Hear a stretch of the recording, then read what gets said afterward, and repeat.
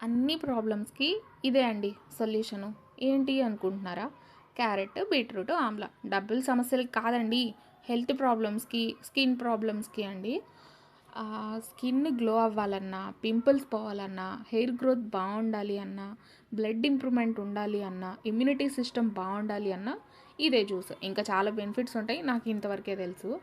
ఇది అందరికీ తెలిసిందే కానీ ఎవ్వరు చేసుకోరు. బద్ధకంతో లాంగ్ ప్రాసెస్ అని. నేను కూడా అలాగే వేలు వేలు పెట్టి ఫేస్ కోసం చాలా క్రీమ్సే వాడాను యాక్ని పోవాలి అని.